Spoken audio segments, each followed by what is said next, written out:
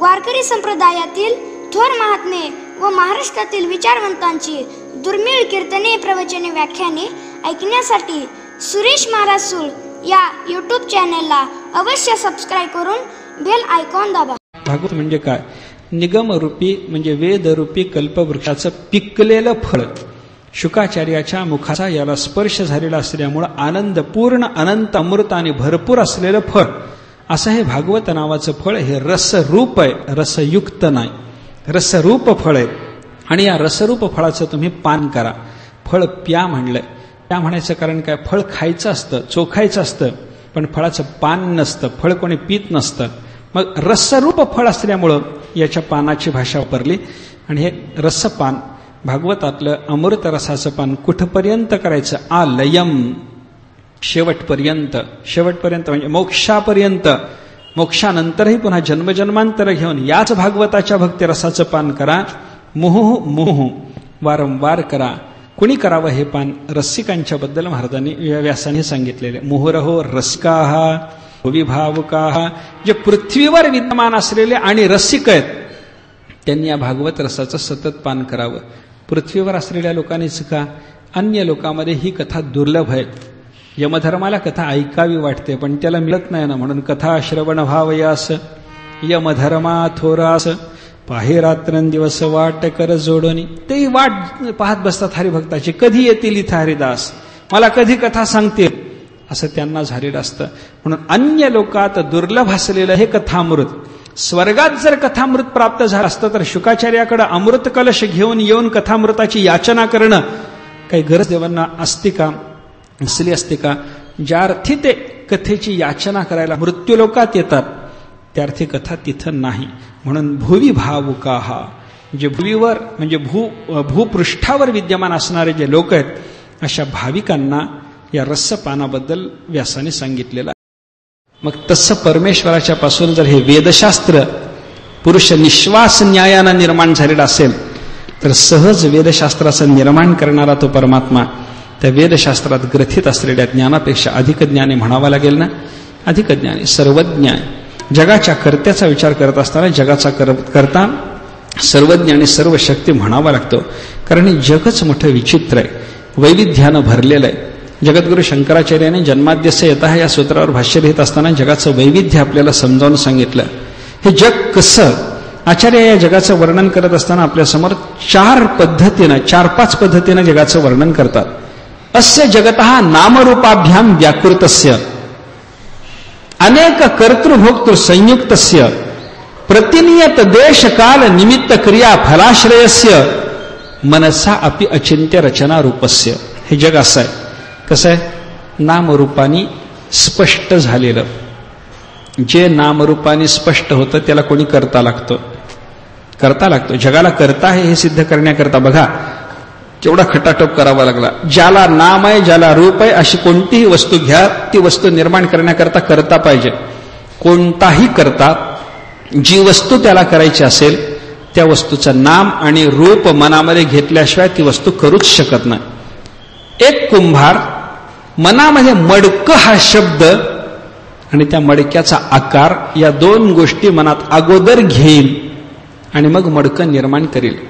निर्माण झालेलं मडकं त्याला नावही असेल आणि रूपही असेल. मग नामरूपाने ज्याचं स्पष्टीकरण झालं असा घट नावाचा पदार्थ निर्माण करायकरता जर कुंभार नावाचा करता लागतो तर नामरूपाने ज्याचं स्पष्टीकरण झालेलं आहे असा जगाचा पसारा निर्माण करायला करता नको का? कोणीतरी करता लागतो. बर, अजून या जगाचं स्वरूप बघा. अनेक कर्तृभोक्तृ संयुक्तस्य. या जगात अनेक कर्ते आणि अनेक भोक्ते आहेत. कर्ता आणि भोक्ता यांचा जिथं संबंध आहे असं काही रचायचं झालं की कर्ता पाहिजेच त्याला. एक कर्ता निर्माण करायचं म्हणलं त्याला निर्माण करणारा कर्ता कोणीतरी पाहिजे. कर्ता आहे, त्या कर्त्याला निर्माण करणारा कोणीतरी कर्ता आहे. एक भोक्ता आहे, त्या भोक्त्याला निर्माण करणारा कोणीतरी कर्ता आहे. हे आपल्याला स्वीकारावं लागतं. जगात अनेक कर्ते आणि अनेक भोक्ते आहेत. जगाचं वैविध्य बघा. या जगामध्ये प्रत्येक वस्तूचा ठराविक देश आहे, प्रत्येक वस्तूचा ठराविक काळ आहे, प्रत्येक वस्तूचं ठराविक निमित्त आहे, प्रत्येकाच्या ठराविक क्रिया आहेत आणि प्रत्येकाला वेगळं वेगळं फल प्राप्त होत राहतं. वैविध्य बघा. सगळ्या वस्तू सगळ्या देशात होत नाहीत. होतात? होत नाही. आपणही हापूस आंबा लावू शकत नाही असं नाही, लावू शकतो, पण जसा रत्नागिरीचा तसा आपल्याकडे होईल? होत नाही. मंगळवेढ्याला ज्वारी चांगली म्हणतात, तेच बी नेऊन आम्ही आमच्याकडे पेरलं, तशी ज्वारी येईल? येत नाही. काश्मीरात केशर मिळतो म्हणून इथं आम्ही केशराचं बीज आणून पेरलं, तसा केशर येईल? येत नाही. ठराविक देश प्रत्येक वस्तूला, प्रत्येक वस्तूचा ठराविक काळ आहे, त्या त्या काळातच त्या त्या वस्तू निर्माण होत असतात. वाटेल त्या वेळेला वाटेल ते होत नाही. उदाहरण सांगतो, कोकिळेचा स्वर ऐकायचा असला वसंत ऋतूचाच काळ पाहिजे. चैत्र आणि वैशाख या 2 महिन्यात येणारा वसंत ऋतू, त्या वसंत ऋतूतच कोकिळ गाते. इतर काळामध्ये 10 महिने ते गप्प बसते. 10 महिने गप्प बसणारी कोकिळा, तिला 2 महिन्यात चांगलं गाता येतं. सतत बडबडणाऱ्याला चांगलं गाता येत नाही. कोकिळेचं असं आहे, 2च महिने फक्त ती गाते. कुहू कुहू तिचा आवाज जो ऐकायला मिळतो तो 2 महिन्यात.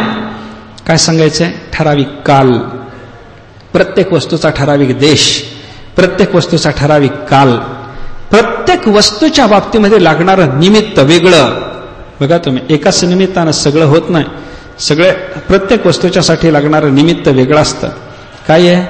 उदाहरण त्याच्याकरता साहित्यात असं दिलंय, जी बलाक असते की नाही, म्हणजे बगळ्याची मादी, या बगळ्याच्या मादीला गर्भधारणा जर व्हायची असली तर तिला गर्भधारणा तिच्या पुरुषाच्या संबंधानच होते असं नाही. पुरुष संबंध व्हावा आणि त्याच्यानंतर तिला नवीन आकाशात आलेल्या मेघाची गर्जना कानावर पडावी तरच गर्भधारणा होते. पुरुष संयोगाच्या शिवाय, मेघ गर्जना ही कानावर पडल्याच्या शिवाय केवळ पुरुष संबंधानं तिला गर्भधारणा होत नाही. अर्थ काय?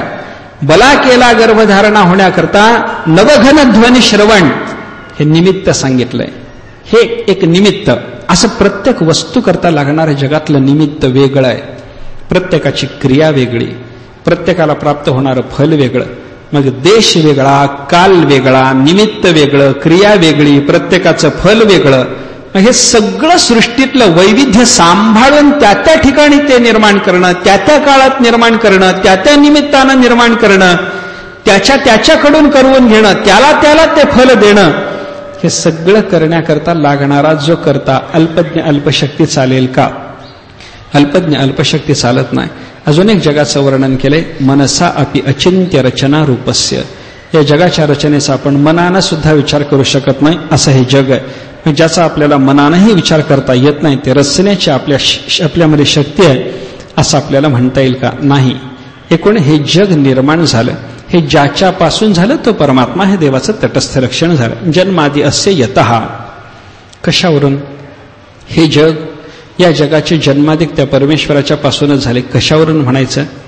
व्यासाने त्याच्याकरता कारण सांगितलं. अन्वयात इतरतः जन्माद्यस्य यतोन्वयाद इतरतः. अन्वयात आणि इतरतः. अन्वय आणि इतर यांचा विचार करा. अन्वय आणि अन्वयाहून इतर म्हणजे व्यतिरेक. या दोन्हीचा विचार जर आपण करायला लागलो तर हे जग त्या परमेश्वरापासून निर्माण झालं हे आपल्याला लक्षात घेता येतं. अन्वय व्यतिरेकाचा विचार करत असताना कार्यामध्ये कारणाचा अन्वय असतो आणि कारणामध्ये कार्याचा व्यतिरेक असतो. या दृष्टीने विचार करा. संपूर्ण पृथ्वी, आप, तेज, वायू या सगळ्या पंचमहाभूतापासून निर्माण झालेल्या जगतामध्ये परमात्म्याचा सच्चिदानंद रूपानं अन्वय आहे आणि सच्चिदानंद रूप परमात्म्याच्या स्वरूपामध्ये या जगताचा मात्र व्यतिरेक आहे. ज्याचा ज्याच्या ठिकाणी अन्वय ते त्याचं कारण आणि ज्याचा ज्याच्या ठिकाणी व्यतिरेक ते त्याचं कार्य, असं आपल्याला चिंतन करता येतं. कारणामध्ये कार्य नाही, पण कार्यामध्ये कारण हे मात्र निश्चित अन्वयानं आहे. विचार करा. उदाहरण सांगतो. सोन्यामध्ये कुंडल नाही, अलंकार नाही, पण अलंकारामध्ये मात्र सोनं आहे ना? अलंकारात सोनं आहे. तुम्ही अंगठी केली, अंगठीत सोनं आहे. तुम्ही गळ्यात घालायला एखादा हार तयार करा, लॉकेट तयार करा, त्याच्यात सोनं आहे. पण सोन्यात लॉकेट आहे का? सोन्यात लॉकेट नाही. सोन्यामध्ये लॉकेट आहे पण सोन्याच्या रूपानं. थोडं जाऊन सत्कार्यवादाची प्रक्रिया सांगायची झाली तर असं म्हणता येतं, सोन्यामध्ये लॉकेट आहे, सोन्यात अंगठी आहे पण सोन्याच्या रूपानं. पण अंगठीमध्ये असलेलं सोनं सोन्याच्याच रूपानं, ते काय अंगठीच्या रूपानं नाही. अंगठीच्या आकाराला प्राप्त झाला असेल, पण त्यानं सोनेपणा सोडलाय का? सोनेपणा सोडत नाही. पण अंगठी पण सोडल्याशिवाय अंगठीला सोन्यात येता येत नाही. विचार करा, अन्वय व्यतिरेकाचा विचार करत असताना ज्याचा अन्वय आहे ते कारण आणि जे व्यतिरिक्त आहे ते कार्य. अंगठी कार्य आहे, सोनं कारण आहे. सगळ्या जगताचा विचार करा, हे जग परमात्मा स्वरूपात आहे का? नाही. परमात्मा स्वरूप कसं? निर्विशेष आहे. अशब्दम, अस्पर्शम, अरूपम, अव्ययम. शब्द, स्पर्श, रूप, रस कोणती तन्मात्रा तिथं नाही, कोणतं भूत नाही. सगळ्या जगताचा तिथं व्यतिरेक आहे आणि जगामध्ये मात्र त्याचा अन्वय आहे ना. कोणताही पदार्थ पहा, त्या प्रत्येक पदार्थामध्ये परमात्म्याचा अन्वय सद्रूपानं, चिद्रूपानं, आनंद रूपानं. सन्घट म्हणतो ना, घट आहे आहे म्हणत असताना सद्रूपानं परमात्म्याचा अन्वय झाला. स्फुरती घट मला घट कळायला लागला असं मनुष्य म्हणतो. घटाचं माझ्या बुद्धीत स्फुरण झालंय. स्फुरती घट चिद्रूपानं घटात देवाचा अन्वय झाला. प्रियो घट उन्हाळ्याचे दिवस आहेत, थंडगार पाणी पाहिजे, त्याच्याकरता हा घट मला प्रिय आहे. प्रिय रूपानं आनंदांशाचा परमात्म्याचा त्याच्या ठिकाणी अन्वय झाला ना. झाला. सच्चित आणि आनंद या तीनही अंशाच्या रूपानं परमात्म्याचा सगळ्या जगात अंतर्भाव आहे, अन्वय आला. पण जगातल्या कोणत्याही पदार्थाचा परमात्म्याच्या ठिकाणी अन्वय नाही, व्यतिरेक आहे. जे व्यतिरिक्त पडतं ते कार्य असतं आणि जे अन्वयी असतं, सर्व पदार्थात ज्याचा अन्वय असतो ते कारण असतं. हा नियम पाहिला. या अन्वय आणि व्यतिरेकाचं जग आणि परमात्मा यांच्या बाबतीत जर आपण चिंतन लक्षात घेतलं तर जग कार्य आणि परमात्मा हा त्या जगताचं कारण आहे, हे आपल्याला लक्षात घेता येणं शक्य आहे. बरं का, अजून एक थोडासा विचार आहे. अन्वय व्यतिरेक या शब्दाचा अर्थ आपण नेहमी जो अन्वय आणि व्यतिरेक घेतो तो न घेता थोडा वेगळा अर्थ करा. अन्वय म्हणजे अनुप्रवेश आणि व्यतिरेक म्हणजे विभागाला प्राप्त होणं, विभक्त होऊन प्रगट होणं. अन्वय आणि व्यतिरेकाचा हा अर्थ करा. काय आहे? अन्वयामध्ये अनुप्रवेश असतो. जग आणि परमात्मा यांचा विचार जर आपण करायला लागलो तर प्रलय कालामध्ये या सगळ्या जगताचा परमात्मा स्वरूपात अनुप्रवेश आहे. सगळं जग कुठं जाणार? परमात्म्यात. परमात्मा स्वरूपात या सगळ्या जगताचा लय होणार, अनुप्रवेश झाला. आणि सृष्टीचं समष्टीचं प्रारब्ध जागं झालं म्हणजे सगळं जग उत्पन्न होताना त्या परमात्मा स्वरूपापासून हे सगळंच्या सगळं जग व्यतिरिक्त व्हायला लागलं. सृष्टिकालामध्ये सगळं जग विभागानं दिसायला लागलं, विभक्त होऊन प्रगट व्हायला लागलं. हा व्यतिरेक शब्दाचा अर्थ घ्या. अन्वय आणि व्यतिरेकाचा क्रम, अनुप्रवेश आणि विभाग याचा क्रम आपण जर पाहायला लागलो, लय चिंतनाची प्रक्रिया पाहण्यानं आपल्याला अनुप्रवेश कळेल आणि सृष्टीची प्रक्रिया पाहण्यानं आपल्याला विभाग क्रम कळेल. बरं का, एतस्मात् आत्मनः आकाश संभूतः, आकाशाद वायुः, वायोः अग्निः, अद्भ्यः पृथ्वी, पृथिव्याः औषधयः. हा क्रम पहा. आत्मस्वरूपापासून आकाश, आकाशाच्या पासून वायू, वायूपासून तेज, तेजापासून जल, जलापासून पृथ्वी, पृथ्वीपासून सगळी भूत विभक्त होणं चाललंय. वेगवेगळ्या पद्धतीनं त्याचं प्रकटीकरण चालू आहे. हा सृष्टीक्रम जर विचारात घेतला तर व्यतिरेक लक्षात घेता येतो. आणि व्यतिरेकाच्या नंतर प्रलयाचं चिंतन जर आपण करायला लागलो, पृथ्वी चालय आपात, आपाचा तेजात, तेजाचा वायूत, वायूचा आकाशात, आकाशाचा परमात्म्यात. विरुद्ध क्रमानं लय, उलट्या क्रमानं लय जर म्हणला तर सुलट्या क्रमानं सृष्टी, सुलट्या क्रमानं सृष्टी म्हणली तर उलट्या क्रमानं लय. उलट सुलट कसं ठरवायचं तो भाग स्वतंत्र. सृष्टीचा क्रम जर विचारात घेतला तर विभक्त होणं कसं असतं ते पाहता येईल. आणि प्रलयाचा क्रम जर विचारात घेतला तर अनुप्रवेश कसा असतो हे लक्षात येईल. ज्याच्यात अनुप्रवेश आहे ते कारण असतं आणि जे विभक्त होणार आहे ते मात्र कार्य असतं. मातीत लीन झालेला घट पाहिला की घटाचं माती हे कारण हे लक्षात येतं. आणि मातीपासून घट पृथक व्हायला लागला, प्रकट व्हायला लागला, विभक्ततेनं वेगळा होऊन आपल्याला दिसायला लागला की त्या घटाचा व्यतिरेक विभाग आपल्याला विचारात घेता येतो. अनुप्रवेश आणि विभक्ततेनं प्राकट्य असा अन्वय व्यतिरेक शब्दाचा अर्थ जरी घेतला तरी याच्यातून, या अन्वय व्यतिरेकातूनही आपल्याला जगताचं कारण परमात्मा आणि परमात्म्याचं कार्य जग असा अर्थ लक्षात घेणं शक्य आहे. असाही एक विचार आपल्याला या संदर्भात करता येतो बरं का. किंवा अजून एक आहे, परमात्म्याचा या जगतामध्ये अनुप्रवेश आहे. कसा अनुप्रवेश आहे? परमात्म्याचा जगतामध्ये असलेला अनुप्रवेश एखाद्या वेळेला सृष्टीला उपयोगी, एखाद्या वेळेला स्थितीला उपयोगी आणि एखाद्या वेळेला संहाराला उपयोगी असतो. तो परमात्मा कारणरूपानं जगात प्रविष्ट झाला की सृष्टी करतो. तो परमात्मा फलदात्याच्या रूपामध्ये जगामध्ये अनुप्रविष्ट झाला की तो जगताची स्थिती करतो. आणि तोच परमात्मा संहारकाच्या रूपामध्ये जगामध्ये अनुप्रविष्ट झाला की जगाचा संहार करतो. संहारक रूपानं अनुप्रविष्ट झाला, फलदात्याच्या रूपात अनुप्रविष्ट झाला आणि कारणाच्या रूपामध्ये अनुप्रविष्ट झाला, म्हणून सृष्टी स्थिती संहार त्याला करता आली. जगताची सृष्टी स्थिती आणि संहार करण्याकरता हे कारण रूपानं, फलदात्याच्या रूपानं आणि संहारकाच्या रूपानं जगात प्रविष्ट होणं, जगात अन्वित होणं, हा परमात्म्याचा जगामध्ये असलेला अन्वय आहे. आणि त्याचा जसा अन्वय आहे तसा त्याच्या स्वरूपात जगताचा व्यतिरेक आहे, हेही सिद्ध करता येतं. परमात्मा कारण आहे ना, कारणरूप परमात्म्यामध्ये कार्यरूप सृष्टीचा अन्वय नाही. फलदात्या परमात्म्यामध्ये फलभोगत्या जीवाचा अन्वय नाही. संहारक परमात्म्यामध्ये संहार्य जगताचा अन्वय नाही. म्हणजे जगत कोणत्याही रूपानं परमात्म्याचा जगतामध्ये अनुप्रवेश आहे आणि कोणत्याही रूपामध्ये जगताचा मात्र परमात्म्याच्या ठिकाणी अनुप्रवेश नसून व्यतिरेक आहे. हा अनुप्रवेश आणि व्यतिरेकाचा वेगळ्या पद्धतीनं उत्पत्ती स्थिती संहाराच्या सापेक्षतेनं विचार करा, किंवा प्रलय क्रम आणि सृष्टीक्रमानं अनुप्रवेश आणि विभाग या रूपानं अन्वय व्यतिरेक पहा, किंवा कार्य कारणामध्ये नेहमी चालणारा अन्वय व्यतिरेकाचा विचार करा. कसाही अन्वय व्यतिरेक पहा, त्याच्यातून जगत कार्य आणि परमात्मा कारण हेच आपल्याला सिद्ध करता येण्यासारखं आहे. असं परमात्म्यापासून जग झालं. काही लोक असं म्हणतात, नाही हो, अजूनही आमचा मतभेद आहे. कसा काय? जग झालं, पटलं.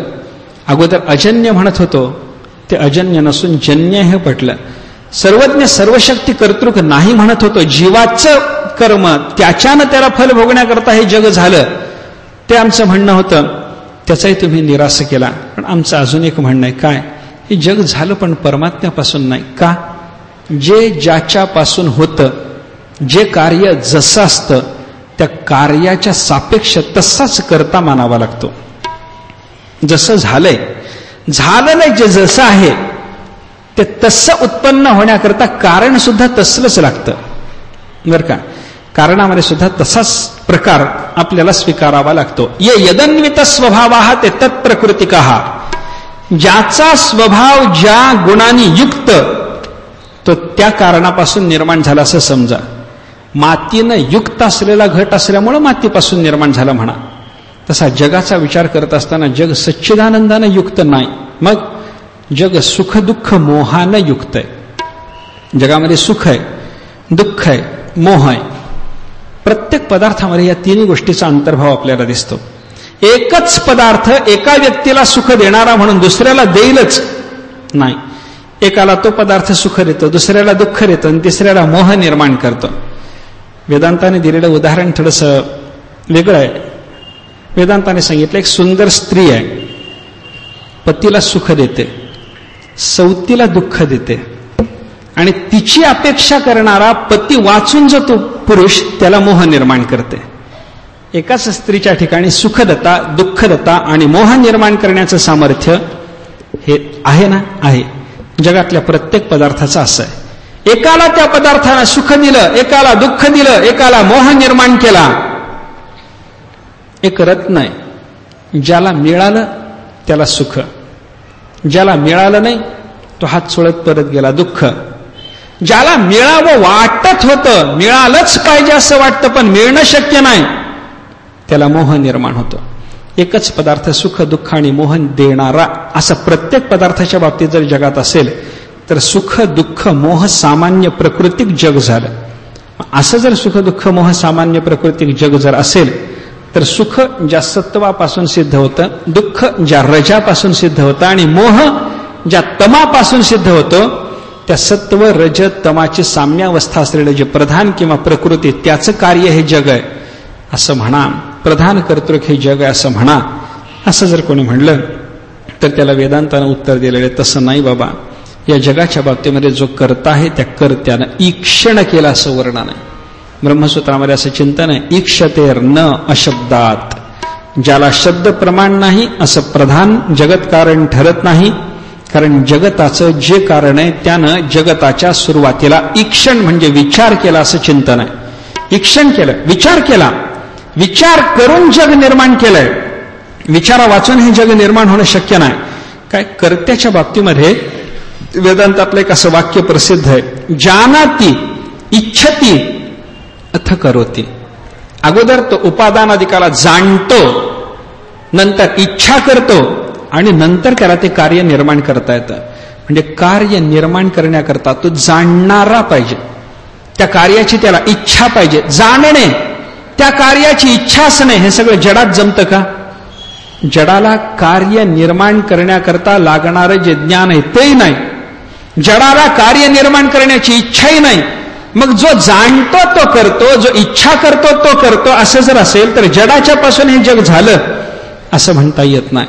मग सुख दुःख मोह सामान्य प्राकृतिक जग सत्वरजतम 3 गुणाची साम्यावस्था असणाऱ्या प्रधानापासून निर्माण झालं म्हणता येत नाही. कारण ते जड आहे.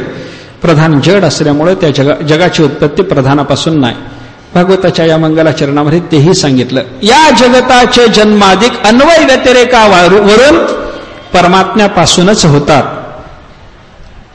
प्रधानाधिकापासून होत नाहीत. कशावरून? अभिज्ञ. हा करता कसा आहे? अभिज्ञ आहे, जाणकार आहे, जाणताय, याला काही ज्ञान आहे. ईक्षण वगैरे हा करणारा आहे, विचार वगैरे करणारा आहे. तदक्षत बहुश्याम प्रजायेय. त्यानं ईक्षण केलं, विचार केला, मी बहुहावा असा त्याचा विचार आहे. मग ईक्षण करणारा, जाणकार असा तो आपल्याला करता मानावा लागतो. म्हणजे ज्ञान, इच्छा आणि कृती हे ज्या चेतनाच्या ठिकाणी त्याच्यापासून जग झालं म्हणायचं ना, हे त्याच्यापासूनच झालं.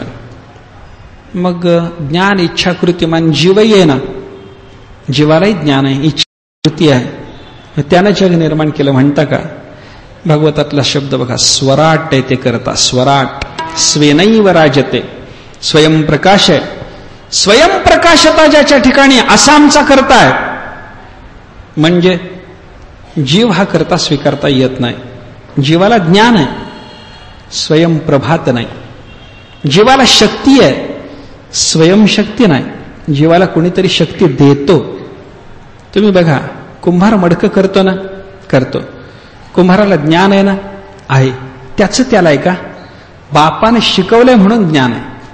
परदत्त आहे ते, अल्पही आहे, परदत्तही आहे. शक्तीचा विचार करा कुंभाराच्या. कुंभाराला मडकं निर्माण करता चाक फिरवावं लागतं, माती तोडवावी लागते, माती चाकावर चढवावी लागते. ते फिरवताना चाक फिरवता फिरवता त्याला आकार द्यावा लागतो मातीला. ताकद पाहिजे ना याला. 15 दिवस त्याला भाकरीचा तुकडा देऊ नका. करतो का मडकं? बघा, करत नाही. परदत्त शक्ती आहे. शक्तीही परदत्त, ज्ञानही परदत्त. पण जगताच्या कारणाच्या बाबतीमध्ये विचार असा सांगितला, तो अभिज्ञ जसा आहे तसा स्वराट आहे.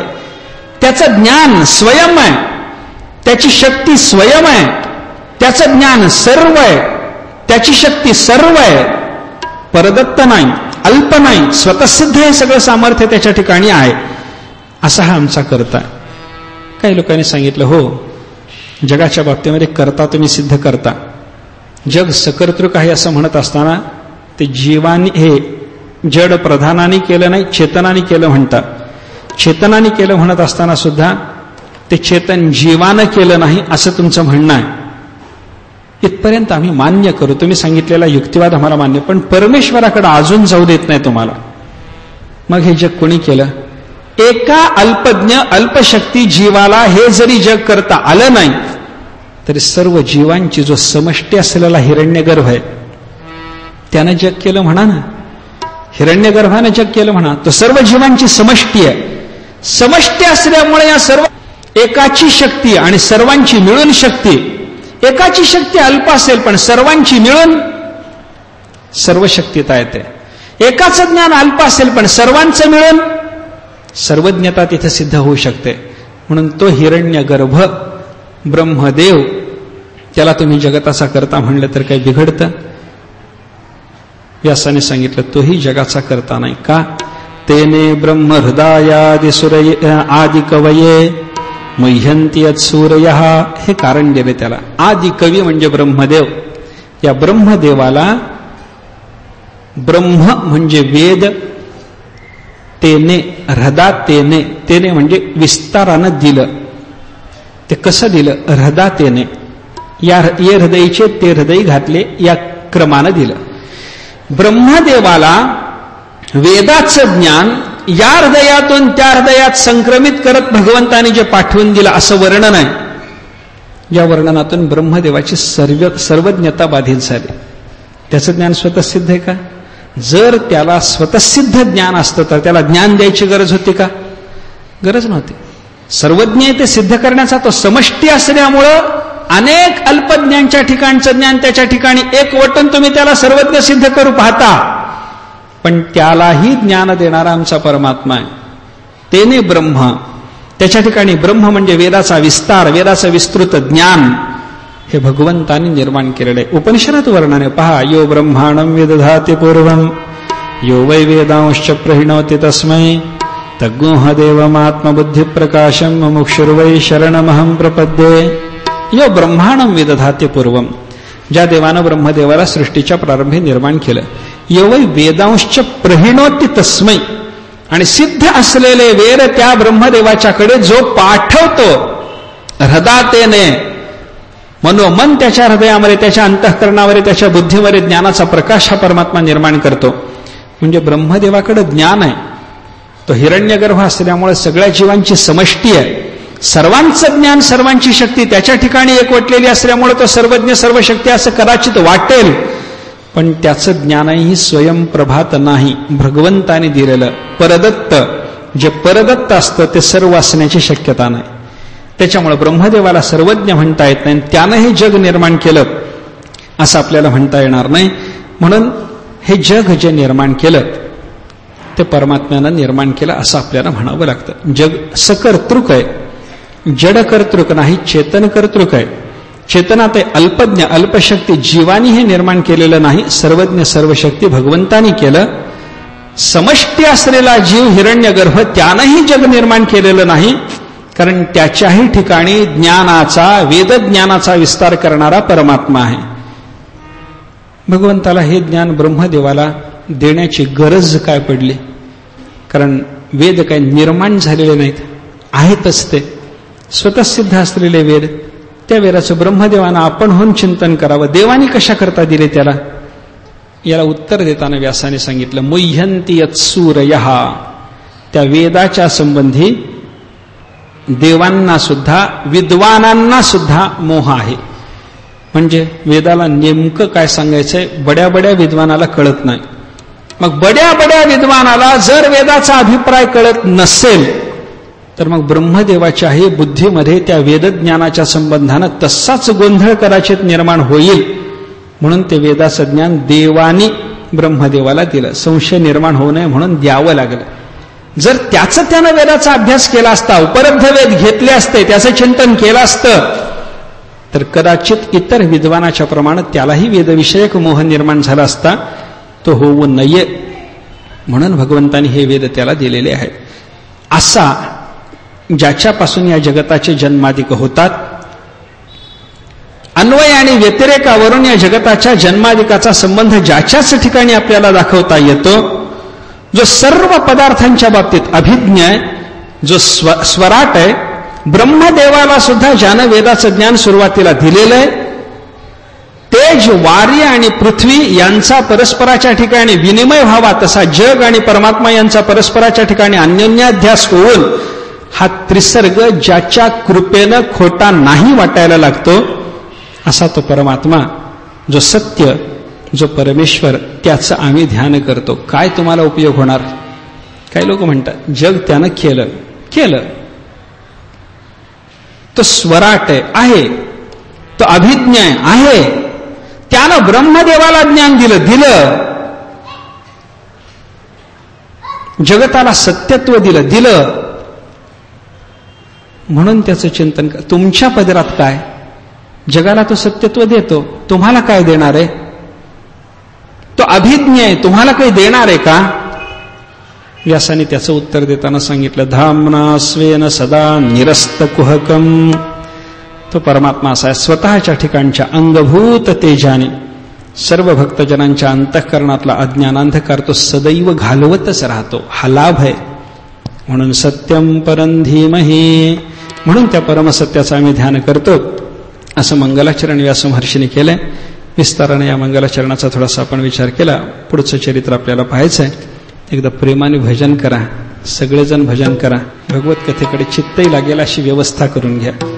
नारायण नारायण जय गोविंद हरे, नारायण नारायण जय गोपाल हरे.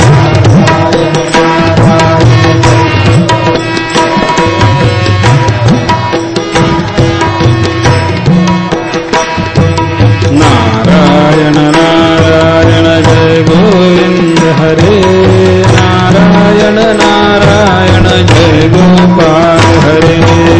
नारायण नारायण जय गोविंद, नारायण नारायण जय गोविंद हरे, नारायण नारायण जय गोपाल हरे.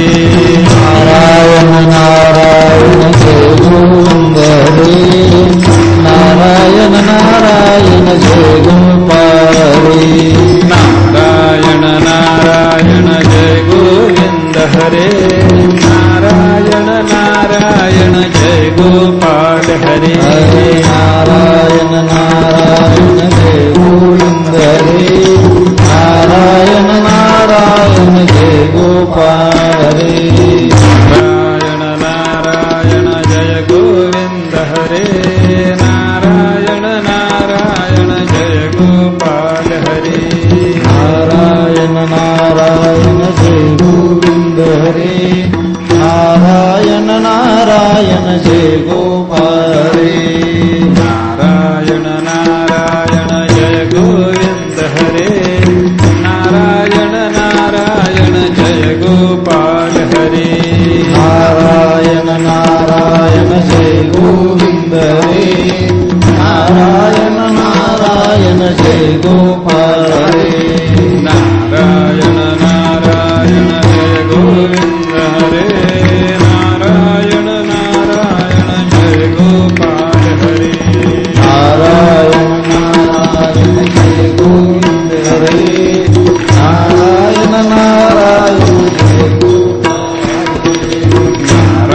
नारायण नारायण जय गोविंद हरे, नारायण नारायण जय गोपाल हरे. नारायण नारायण जय गोविंद हरे, नारायण नारायण जय गोपाल हरे. नारायण नारायण जय गोविंद हरे, नारायण नारायण जय गोपाल हरे. नारायण नारायण जय गोविंद हरे, नारायण नारायण जय गोपाल हरे. नारायण नारायण जय गोविंद हरे, नारायण नारायण जय गोपाल हरे.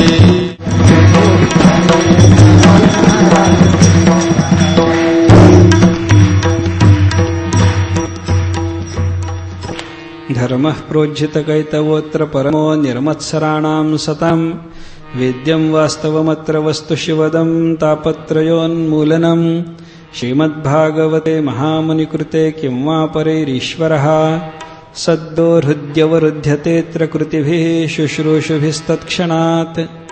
भागवताच्या बद्दल चिंतन सांगत असताना पुढं व्यासाने म्हणलं की बाबा या भागवतामध्ये निर्मत्सर अंतःकरणाचे असे जे सज्जन आहेत त्यांचा परमधर्म ज्याच्यामध्ये कोणत्याही प्रकारचं सकामरीचं कपट नाही त्याचं वर्णन आहे. भागवतात परमधर्म सांगितला. या भागवतातून जाणून काय घ्यायचं आहे तर इथं वास्तव वस्तू जी कल्याण देणारी आहे ती जाणून घ्यायची आहे. ती जाणून घेण्यानं फल काय प्राप्त होणार आहे तर तापत्रयाचं उन्मूलन होणार आहे. मग असं हे भागवत नावाचं ग्रंथरत्न तापत्रयाची शांती देण्याकरता वास्तव वस्तूचं परमकल्याणकारी वस्तूचं ज्ञान देण्याच्या कामात आपल्याला समर्थ असताना दुसऱ्या कोणत्या साधनाची किंवा दुसऱ्या कोणत्या ग्रंथाची आपल्याला गरज पडेल असं या भागवताचं महत्व आहे. याचं श्रवण केलं की हृदयामध्ये परमात्म्याला तत्क्षण आपल्याला आणून ठेवता येतं. तत्क्षणात त्या क्षणामध्ये परमात्मा सद्यो हृदय अवरुध्यते, आपल्या हृदयामध्ये तो बंद होऊन राहतो. साठविला हरिजी हृदय मंदिरी, हृदयबंदी खाना केला तर विठ्ठल कोंडीला, ही शक्ती आपल्याला प्राप्त करून देणारं भागवत आहे.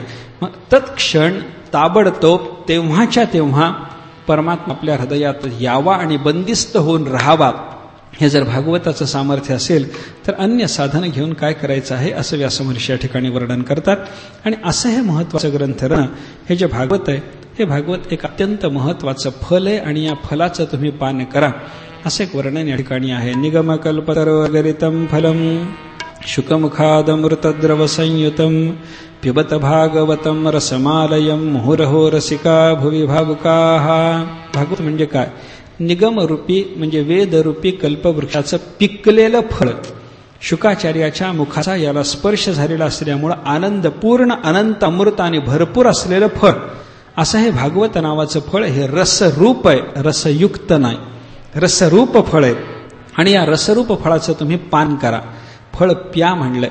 त्या म्हणायचं कारण काय? फळ खायचं असतं, चोखायचं असतं, पण फळाचं पान नसतं, फळ कोणी पीत नसतं. मग रसरूप फळ असल्यामुळं याच्या पानाची भाषा वापरली. आणि हे रसपान भागवतातलं अमृत रसाचं पान कुठपर्यंत करायचं? आलयम, शेवटपर्यंत. शेवटपर्यंत म्हणजे मोक्षापर्यंत. मोक्षानंतरही पुन्हा जन्मजन्मांतर घेऊन याच भागवताच्या भक्ती रसाचं पान करा. मुहुः मुहुः वारंवार करा. कुणी करावं हे पान? रसिकांच्या बद्दल महाराजांनी व्यासाने सांगितलेले. मुहुरहो रसिकाः भुवि भावुकाः, जे पृथ्वीवर विद्यमान असलेले आणि रसिक आहेत त्यांनी या भागवत रसाचं सतत पान करावं. पृथ्वीवर असलेल्या लोकांनीच का? अन्य लोकांमध्ये ही कथा दुर्लभ आहे. यमधर्माला कथा ऐकावी वाटते पण त्याला मिळत नाही ना, म्हणून कथा श्रवण व्हावयास यमधर्मा थोरास पाहे रात्रंदिवस वाट कर जोडणी. तेही वाट पाहत बसतात हरिभक्ताची, कधी येतील इथं हरिदास, मला कधी कथा सांगतील, असं त्यांना झालेलं असतं. म्हणून अन्य लोकात दुर्लभ असलेलं हे कथामृत, स्वर्गात जर कथामृत प्राप्त झालं असतं तर शुकाचार्याकडे अमृत कलश घेऊन येऊन कथामृताची याचना करणं काही गरज देवांना असती का? असली असते का? ज्या अर्थी ते कथेची याचना करायला मृत्यूलोकात येतात त्यार्थी कथा तिथं नाही. म्हणून भुवि भावुकाः, जे भुवीवर म्हणजे भूपृष्ठावर विद्यमान असणारे जे लोक आहेत अशा भाविकांना या रसपानाबद्दल व्यासाने सांगितलेलं आहे. काय गंमत आहे बघा. हे फळ आहे. फळाच्या बद्दल विचार करत असताना इतर झाडाच्या अवयवापेक्षा फळात चमत्कार जास्त आहे. आंब्याचं झाड आहे, मुळात काही माधुर्य साठवलंय, खोड तसं आहे, पान चांगलं आहे, त्याचं फूल नाही, उत्तरोत्तर पुढच्या अवयवामध्ये मनमोहकता असेल, पण आंब्याच्या फळामध्ये जे माधुर्य आहे जे तिथूनच अभिव्यक्त होणार आहे ते इतर अवयवात नाही. त्याप्रमाणे वेदरूपी कल्पवृक्षाचं भागवत हे फळ आहे. बाकीचे सगळी साधनं, बाकीच्या सगळ्या ग्रंथारिकाचा विचार जर आपण करायला लागलो तर ते सगळे बाकीचे अवयव आहेत. बाकीच्या अवयवात चमत्कार नाही, फळात आहे. भागवतामध्ये तो चमत्कार असल्यामुळे याला फल म्हणलं. निगमकल्पतरोर गलितम फलम. फळाचा विचार करत असताना सुद्धा अजून कशी गंमत आहे बघा. इतर अवयवाच्या पेक्षा फळ महत्वाचं आहे हे साध्या वृक्षाच्या बाबतीमध्ये. कल्पवृक्षाचं फळ जर असलं तर अजून मजा आहे, त्याच्यामध्ये अजून मजा आहे. कल्पवृक्षच महत्वाचा आहे. तसा तर वाटेल ते तो देतो, त्याचा आश्रय केला की झालं. कल्पतरू खाली फळे येती मागितली, त्याचा आश्रय करावा, त्याच्या जवळ बसावं, खाली बसावं, वाटेल ते त्याला मागावं, ते देण्याची ताकद त्या कल्पवृक्षामध्ये आहे ना. कल्पतरू खाली फळे येती मागितली महाराजांनी सांगितलं. स्वर्गातले हे सगळे चमत्कारिक पदार्थ आहेत. कामधेनु, कल्पतरू, चिंतामणी हे जे आहेत ना, इच्छित वस्तू देणारे, त्यांचा आश्रय केला की साधकाला इच्छित वस्तू ते देतात, असं यांचं महत्व आहे. वाटेल ते देण्याची कल्पतरूची ताकद आहे. त्याच्या खाली बसून जे म्हणावं ते मिळतं. उदाहरण आपल्याला माहिती आहे, एक माणूस असं गेला, रस्त्यानं चालला होता, प्रवास करता करता एका झाडाखाली बसला. उन्हाळ्याचे दिवस होते, त्याला थोडंसं वाटलं की बाबा खायला मिळालं असतं तर बरं झालं. योगायोगानं तो कल्पवृक्ष तिथं तो बसला होता. कल्पवृक्षाच्या खाली इच्छा केली की ते सगळं मिळायला लागलं. खायला मिळालं असतं म्हणलं की अन्न आलं, पंचपक्वान्नाचं ताट समोर आलं, त्याचं जेवण झालं, जेवण झाल्याबरोबर उन्हाळ्याचे दिवस, त्याला झोपावं वाटलं, सुरसुरी आली, झोपायची व्यवस्था असती तर बरं झालं असतं म्हणला मनातल्या मनात. लगेच पलंग आला, त्याच्यावर गादी, सोन्याचा पलंग, आपल्या काय बापाचं जायचंय, सोन्याचं द्या ना त्याला.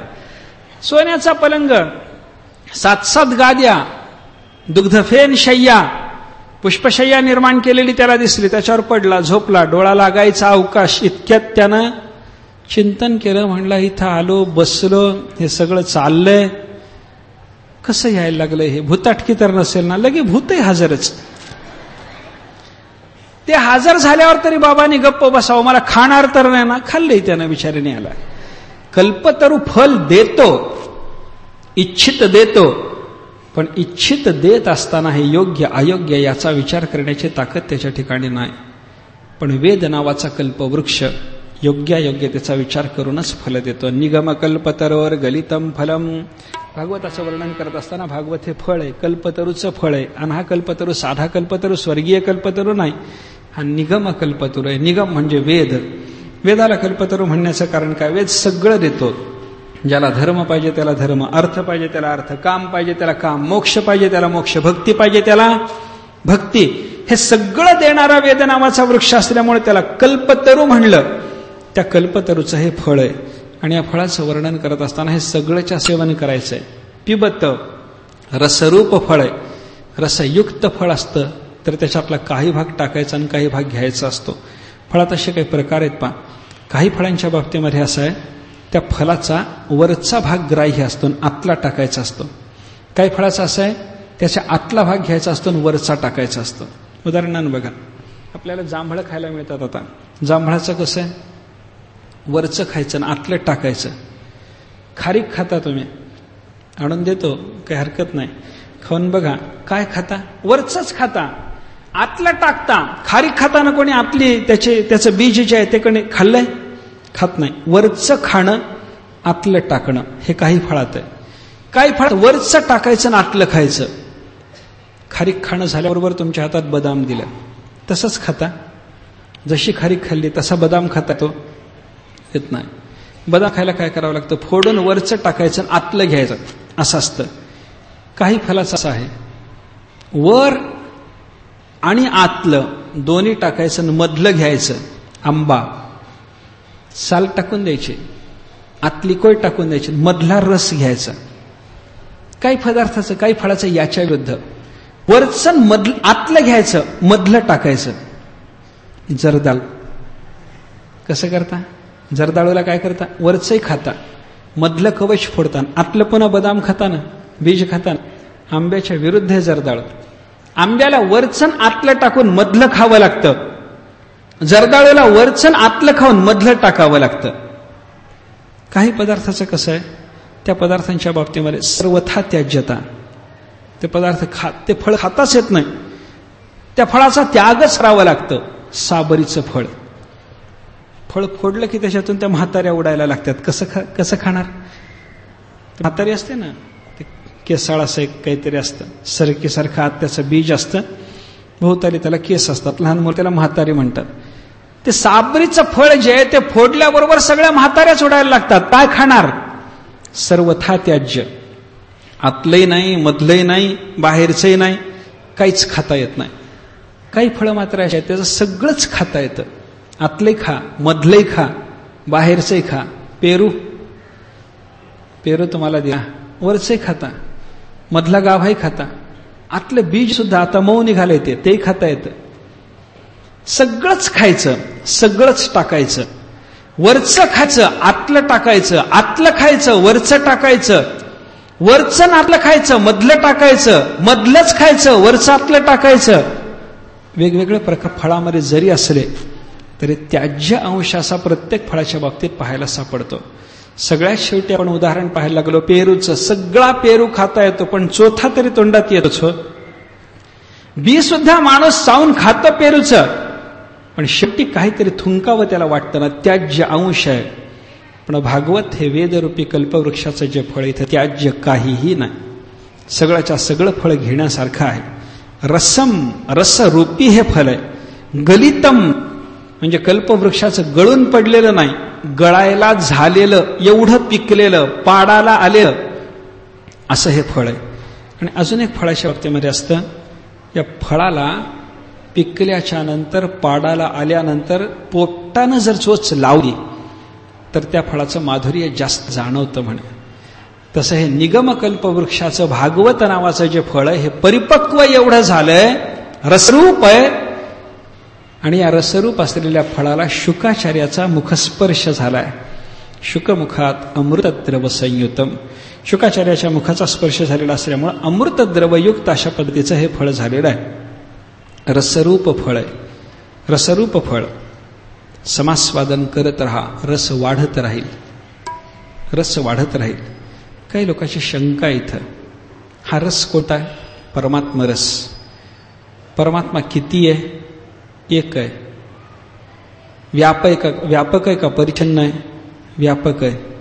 मग तो एकमेवा द्वितीय आहे, तो व्यापकच आहे.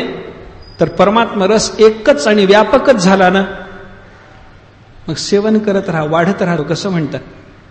या परमात्मा रसानं वाढायचं. कोणत्या देशात वाढायचं? कोणत्या काळात वाढायचं? कसं वाढायचं?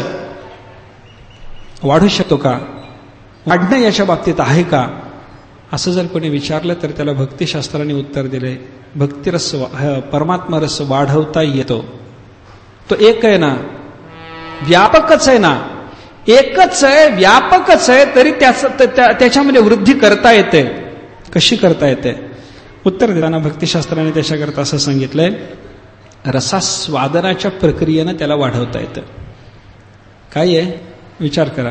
उदाहरण सांगतो म्हणजे आपल्याला कळेल. भगवान श्रीकृष्ण एक आहे ना? एक आहे. रासक क्रीडे करता जमलेल्या गोपिका अनेक आहेत ना. वनिता शतयुथ पहा, कोटीच्या घरात संख्या जाते ती. एवढ्या गोपिका, एक परमात्मा, पण आनंद भरणाऱ्या गोपिका अनंत झाल्या.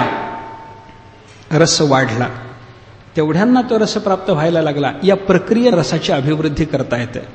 रसग्रहण करणारे आणि रसपान करणाऱ्या, त्या रसग्रहण करणाऱ्या व्यक्तीच्या ठिकाणी असलेल्या वृत्ती यांच्यात अभिवृद्धी होत गेली म्हणजे तो परमात्मा रस आपल्याला वाढवता येतो. म्हणून पिबत भागवतम रसम, हा भागवत रूपी रस तुम्ही पान करा. पण हे जे बोलणं सगळं चाललंय ते रसिकाला चाललंय बरं का. रसिकाहा भुवि भावुकाहा, रसिकांनी हे रसपान करावं. रसिक नसला की फार त्रास महाराज बरं का.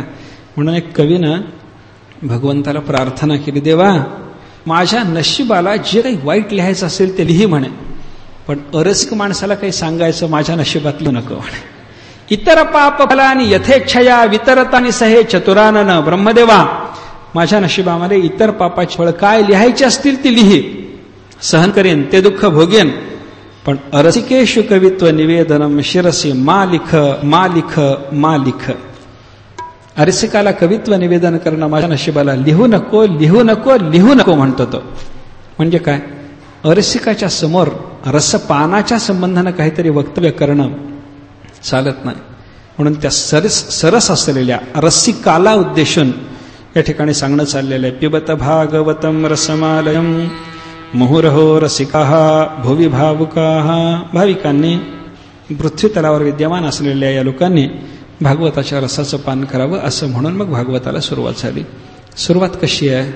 नैमिषारण्यामध्ये जे अनिमिष क्षेत्र आहे, क्षेत्राचं नाव नैमिष पण आहे अनिमिषांचं, ज्यांना निमेष नाहीत, पापणीची हालचाल नाही, अशा देवांचं क्षेत्र. नैमिषे अनिमिष क्षेत्रे ऋषय शौनकादय. या क्षेत्रामध्ये शौनकादिक ऋषी जमा झाले. त्यांनी 1000 वर्षपर्यंत परमात्म कथाश्रवणाचा संकल्प केला. यज्ञ ठरवला, सत्र ठरवलं. त्या सत्राचा कालावधी 1000 वर्षाचा, काही ठिकाणी 1000 दिवसाचा मानला जातो. दिवस असोत की वर्ष असोत, अंतकालपर्यंत ते सत्र चालणारं होतं. त्यांचं ते सत्र चालू असताना त्यांच्या मनामध्ये असं एक विषय आलं की बाबा हे सत्र चालू असताना परमात्म प्राप्ती करता या सत्रापेक्षाही अधिक उपयुक्त असलेलं भगवत कथामृताचं पान आपल्याला करता आलं याच्या जोडीला तर ते चांगलं आहे. म्हणून मग ते असे भगवत कथा श्रवणाचा संकल्प करून बसलेले असताना योगायोगानं त्यांच्याकडे सूत ऋषी आले. सूत आल्याच्या नंतर सुताचा यांनी आदर केला. सत्कृतम सूतमासीनम पपृच्छुः इदम आदरात. सत्कार केला, बसवलं, सन्मान केला, पुष्पहार घातले, सुतांना नमस्कार केला. समोर उभे राहिले हे सगळे ऋषी आणि हात जोडून बोलायला लागले. आदरात पप्रच्छुः, आदराने विचारलं. म्हणजे विचारावं कसं याचा जो विधी आहे तो सगळा विधी या ऋषींनी पाळला. कशी गंमत आहे पहा, ज्यांना विचारायला लागले ते सूत आहेत आणि जे विचारणारे आहेत, समाधान प्राप्त करून घेणारे ते ऋषी आहेत.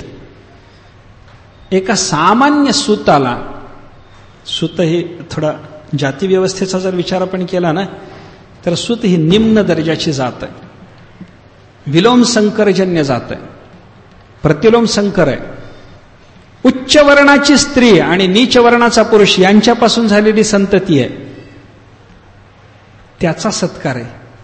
लक्ष देण्यासारखं आहे, लक्षात घेण्यासारखं आहे. लोक म्हणतात उच्चवर्णीयाने सगळं आपल्या हातात ठेवलं, असं नाही. वैदिक संस्कृती अशी नाही. जो ज्ञानी तो कुणीही जरी असला तरी त्याचाच सन्मान.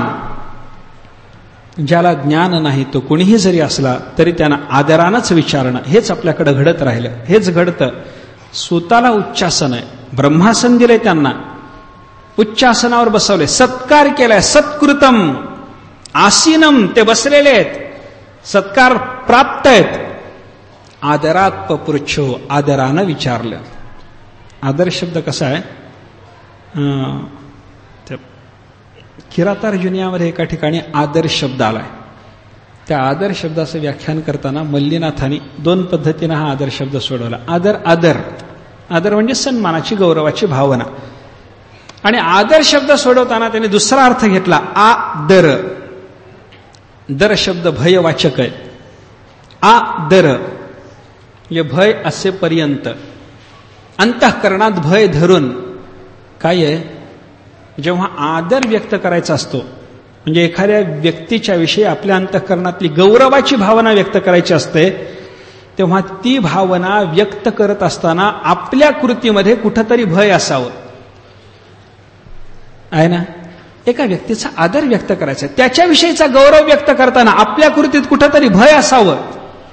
म्हणजे आपले गुरुजी आले, आपण उठून उभे राहतो, भय आहे. आपण बसून राहिलो तर यांना काय वाटेल, त्यांच्या पाया पडतो, भय आहे. आपण पाया नाही पडलं तर काय होईल, त्यांची सेवा केली जाते, भय आहे त्याच्यामध्ये. व्यक्त केला जातो तो गौरवाचा भाव, पण अंतःकरणामध्ये असतो तो आदर, थोडंसं भय. यांची अनास्था जर झाली तर काय होईल असा मानसिक भाव, आणि त्याच्यामुळे त्यांच्याविषयीचा गौरव व्यक्त करण्याकरता घडणारी क्रिया, हे दोन्ही जेव्हा एकत्रित येतात तेव्हा तिथं आदर असतो. सूतांचा अनादर झाला तर काय होईल हे सूतांचं भय, आणि सूतांच्या विषयी त्यांचा गौरव करण्याची भावना अंतःकरणामध्ये असल्यामुळे त्यांना दिलेलं आसन, त्यांची पूजा आणि आदरानं त्यांना विचारणं चाललंय. काय विचारतात ऋषी, त्वया खलु पुराणानि सेतिहासानि चानघ आख्यातान्यप्यधीतानि धर्मशास्त्राणि चान्युत यान्युत. ते म्हणायला लागले की म्हणे, सुता काय तुमचा अधिकार फार मोठा आहे. कसा, तुम्ही पुराणाचा अभ्यास केला, इतिहासाचा अभ्यास केला, हे सगळं सांगितलं, याचा सगळ्याचा अभ्यास केला, धर्मशास्त्र तुम्ही पाहिलं, वेदवेत्यामध्ये श्रेष्ठ असलेले बादरायण ऋषी आणि अन्य ऋषी हे जेच काही जाणतात ते सगळेच्या सगळे व्यासाच्या कृपेनं तुम्हाला कळतंय. सुता कसं पहा, तुम्ही पुराणही पाहिली, इतिहासही पाहिले म्हणलंय. पुराण वेगळं, इतिहास वेगळं. काय फरक काय, पुराणातही चरित्रच येतात, इतिहासातही चरित्रच येतात. पुराण आणि इतिहासामध्ये फरक सांगत असताना असा फरक दिलाय, पुराण फक्त घटनाप्रधान असतं, हे इतिहास फक्त घटनाप्रधान असतो, आणि पुराण हे शिक्षा प्रधान असतं. तीच घटना पुराणातही येते आणि तीच घटना इतिहासातही येते, पण इतिहास फक्त ती घटना सांगून जातो, पुराण मात्र त्या घटनेतून काय शिकायचं हे बोलून देतो, हे दाखवून देतो. त्या घटनेतून काय शिकायचं. परीक्षिताचा जन्म झाला, पुराणही सांगतं आणि इतिहासही सांगतो. महाभारतातही परीक्षिताचा जन्म आहे, पण केवळ जन्मचरित्र आहे. पण परीक्षिताच्या जन्माच्या योगानं भगवंताची त्याच्यावर झालेली कृपा जर पाहायची असली, भागवत पुराणात यावं लागतं. पुराण काय शिकवतं? काही शिकवणे. पुराणाचा हेतू काय? काही शिकवणे. आणि इतिहासाचा हेतू फक्त घटना सांगणे एवढाच आहे. म्हणून इतिहासही स्वतःला माहिती आहे, पुराणं माहिती आहेत, धर्मशास्त्र माहिती आहे, ऋषीमुनींच्या अंतःकरणामध्ये असलेल्या अनेक ऋषींच्या अंतःकरणात स्फुरित झालेल्या ज्ञानाचा संग्रह स्वतःच्या ठिकाणी आहे. म्हणून आदराने त्यांना सांगितलं की महाराज कृपा करा, आम्हाला सगळं तुम्ही सांगा, काहीतरी बोला. आम्ही असा संकल्प केलाय, 1000 वर्ष भगवत कथा ऐकाव्यात म्हणतो, सांगणारा कोणीतरी पाहिजे. तुम्ही सांगा, तुम्हाला सगळं कळतं. व्यासाने तुमच्यावर कृपा केली. वस्तुतः कोणी काही न विचारता त्याला ते सांगू नये असा नियम आहे. पण जो अत्यंत जवळचा शिष्य आहे त्यानं न विचारताही त्याला सगळं सांगितलं पाहिजे. हा अपवादाचा नियम व्यासाने तुमच्या बाबतीत अवलंबलाय. तुम्ही न विचारता व्यासाने तुम्हाला सगळं काही सांगितलेलं आहे. त्याच्यामुळं आम्हाला तुम्ही सांगा, आम्ही श्रद्धाळू आहोत. काय सांगायचं? स्वतःना त्याने विनंती केली, तुम्हाला जे कळालं ते सांगा. काय सांगू? भगवंताची कथा सांगा. परमात्मा कशासाठी अवतरले ते सांगा. अरे त्या परमेश्वराचं नुसतं नामस्मरण जरी घडलं तरी त्याच्यातून जीवाचं कल्याण होतं. भयसुद्धा त्याला घाबरतं, मृत्यूसुद्धा त्या परमात्म्याला घाबरतो. अशी ती परमात्म्याची कथा, त्यानं केलेली उदार चरित्र, त्या भगवंताचे वेगळे वेगळे अवतार, त्या अवतारात देवाने केलेल्या वेगळ्या वेगळ्या लीला, या संबंधानं तुम्ही आम्हाला काहीतरी सांगा अशी स्वतःला विनंती चालू आहे. आणि आमची अशी अवस्था आहे, भगवंताचं चरित्र कितीही ऐकलं तरी आम्ही तृप्त होत नाही. वयंत न वितृप्याम उत्तम श्लोक विक्रमे यशृण्वताम रसज्ञानाम स्वादुस्वादु पदे पदे. रसज्ञाशा श्रोत्यांच्या करता म्हणून क्षणाक्षणाला, पावला पावलाला अमृतापेक्षा हे स्वादिष्ट असणारी ती भगवंताची कथा, ती ऐकताना आम्हाला तृप्ती होतच नाही. भगवंताच्या या कथेच्या संबंधात तुम्ही आम्हाला काही सांगा. परमात्मा श्रीकृष्ण भगवान वसुदेव देवकीपासून अवतीर्ण झाले. परमात्म्याने अवतार समाप्ती केली. भगवंताने अवतार समाप्ती केल्याच्या नंतर ज्या धर्माच्या रक्षणासाठी म्हणून परमात्म्याचा हा अवतार झाला होता, तो धर्म कुणाला शरण गेला, कुणाला शरण जाऊन तो टिकला, वगैरे वगैरे सगळ्या गोष्टी तुम्ही आम्हाला सांगा अशी विनंती केल्याच्या नंतर सुतांनी सांगायला सुरुवात केली. सुत असे आनंदी झाले. व्यास महर्षी सांगतात, इति संप्रश्न संहृष्टः. शौनकादिक ऋषींनी विचारलेल्या प्रश्नाने सुताला आनंद झाला. विचारलेल्या प्रश्नाचा ज्या वक्त्याला आनंद होतो तो खरा ज्ञानी. विचारलेल्या प्रश्नाने जो वक्ता रागावतो तो अज्ञानी आहे ना. असू शकतं असं. एखाद्या वेळेला काय होतं, तुम्ही विचारायला जा एखाद्या माणसाला, तुम्ही आता हे असं बोलला, याचा अर्थ आम्हाला समजला नाही, पुन्हा समजावून सांगा. असंच एकदा झालं, माझ्याच बाबतीत झालं. ऐकलं, एक चिंतन ऐकलं, एक असं काही समजलं नाही, समजतही नाही, अजूनही समजत नाही. त्यावेळी तर समजतच नव्हतं. गेलो विचारायला, त्यांना विचारलं ना, बाबा हे असं असं तुम्ही सांगितलं, आता काही कळालं नाही, समजावून सांगा. ते म्हणले, त्यावेळी लक्ष कुठं होतं, तिथं ऐकायचं नाही, मूर्खासारखं तिथं विचलित वृत्तीनं वागायचं, इथं विचारायला यायचं. ठीक आहे बाबा, मूर्ख म्हणून घेणं नको, तुम्हाला विचारणं नको. पाया पडून जे आलं ते पुन्हा विचारायला गेलंच नाही. होतं असं. विचारलेल्या प्रश्नाचा वक्त्याला जर राग येत असेल, ज्ञान नाही समजा. पण सुताची अवस्था कशी, संप्रश्न संहृष्टः. शौनकादिकाने विचारलेल्या प्रश्नाच्या योगाने त्यांना आनंद झाला. फार चांगलं विचारलं, साधुपृष्टम, योग्य विचारलं. अर्जुनाने प्रश्न केला की देवाला असाच आनंद होतो. म्हणे, प्रश्न हो भला जाणसी करू. वा अर्जुना, कसा प्रश्न करावा तुला चांगलं कळतं. संप्रश्न संहृष्टः, विचारलेल्या प्रश्नाने आनंद होणं. आणि मग प्रतिपूज्य वचस्तेषाम, त्यांची जी विनंती आहे सगळ्या ऋषींची, आम्हाला कथा सांगा, या विनंतीचा सन्मान केला, त्यांच्या वचनाची प्रतिपूजा केली. आणि मग सुत बोलायला लागली. प्रवक्तुम उपचक्रमे, बोलायला सुताने सुरुवात केली. सुत बोलायला सुरुवात करतात तेव्हा सुताने सुरुवातीला मंगलाचरण पुन्हा केलं. आता सुरुवातीला आलेलं जे मंगलाचरण आहे भागवताच्या प्रारंभाचं व्यासाने केलेलं म्हणा. आता मंगलाचरण आहे. शौनकादिक ऋषी आणि सुतांचा संवाद सुरू झाल्याच्या नंतर विचारलेल्या प्रश्नाला पुराण रूपानं उत्तर देताना सुतांना मंगलाचरण करा. शुकाचार्याच्या अवस्थेचं इथं वर्णन आहे. यम प्रव्रजंतम अनुपेतम अपेतकृत्यम.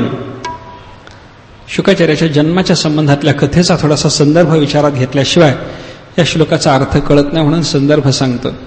शुकाचार्य व्यासाचे चिरंजीव, व्यासाचे भार्या विटिका, तिच्या उदरामध्ये शुकाचार्य 12 वर्ष राहिले. वर्णन संतांनी केलेले. ब्राह्मणाचे पोर एका खेळाशी भ्याले, ते 12 वर्षाला पाले रे. कापत कापत बाहेर आले, ते नागवेची पळून गेले रे. ब्राह्मणाचे पोर एक खेळाशी भ्याले. 12 वर्ष शुकाचार्य मातेच्या गर्भात. मातेच्या गर्भात असलेल्या त्या शुकाचार्याचा विचार व्यासाच्या मनात आला, पोरग बाहेर का येत नाही, 12 वर्ष झाले, कोण आहे हे, काहीतरी अधिकार असला पाहिजे. त्याने अभिमंत्रित जल त्या गर्भावर शिंपडलं, त्या गर्भाला बोलकं केलं आणि बोलायला लागले. आणि बाळा काय बाहेर ये. येत नाही. काय येत नाहीस? सांगायची गरज नाही, मला यावं वाटत नाही, एवढं खरं. काय येत नाहीस? तू यावंस बाळ, तू बाहेर आलं पाहिजे. तू कोण आहेस? शुकाचार्याने आतूनच सांगितलं. कोण म्हणून सांगू? 84 लक्ष योनीच्या देहात फिरता फिरता जीव जर मनुष्य देहात आला, काय सांगावं त्यानं? गाढव म्हणावं, कुत्रा म्हणावं, माणूस म्हणावं, बैल म्हणावं, काय होता? कोण आहेस तू? ज्या देहात गेलं त्या देहाचा अभिमान धरला की त्या देहाचं नाव प्राप्त होतं. 84 लक्ष योनीत फिरता फिरता जीव जर इथं आला, काय सांगावं त्यानं? सांगता येत नाही. कोण आहेस? सांगता येत नाही. बाहेर ये बाळा. कशा करता? तू माझा मुलगा आहेस. शुकाचार्याने सांगितलं, पिता पुत्र भाव मला मान्य नाही. का मान्य नाही? बापाला बाप न म्हणणारा तू आहेस. तू माझा मुलगा असं तुला वाटत नाही? वाटत नाही. का? परमात्म स्वरूपाचं ज्ञान झाल्याच्या नंतर अध्यस्त असलेल्या जगामध्ये अध्यस्त पदार्थात कार्यकारण संगती नसते, अनुक्रम नसतो. स्वप्नामध्ये 10 पिढ्या दिसल्या, क्रम नाही. बापापासून मुलगा, त्याच्यापासून पुढचा, त्याच्यापासून पुढचा. जागृतीत क्रम आहे, स्वप्नात क्रम नाही. अध्यस्त पदार्थात क्रम नाही. पिता पुत्र भाव नाही. आध्यासिक संबंधांना निर्माण होणारं हे नातं, त्याचा विचार करायचं मला काही कारण नाही. शुकाचार्य तत्वज्ञान बोलायला लागले. नाही बाळ, बाहेर ये. कशा करता? मला तुझा संस्कार करायचा आहे. मुलगा जन्माला आला, जातकर्म आहे. पुढं 12 दिवसाला नामकरण आहे.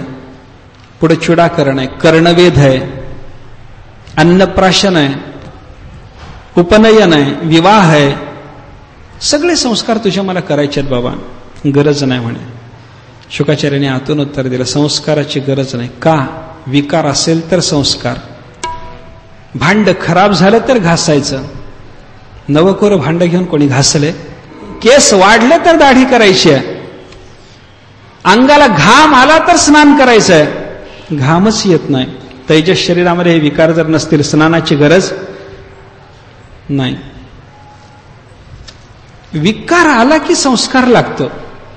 जिथं विकारच नाही तिथं संस्काराची गरजच पडत नाही. तुझं कसं आहे? शुकाचार्याने सांगितलं, मी परमपदाला प्राप्त आहे. परमपद विकार संस्काराच्या अतीत आहे. संस्काराची माझ्याकरता आवश्यकता आहे असं नाही. अविकृताला कुठला संस्कार करता येत नाही. नाही बाळ, संस्कार करावे लागतात. कशा करता?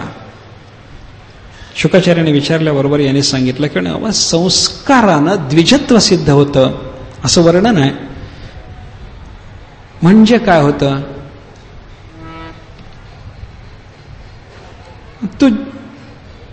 तुझा संस्कार झाला की तुला द्विजत्व येईल, ब्राह्मण्य सिद्ध होईल.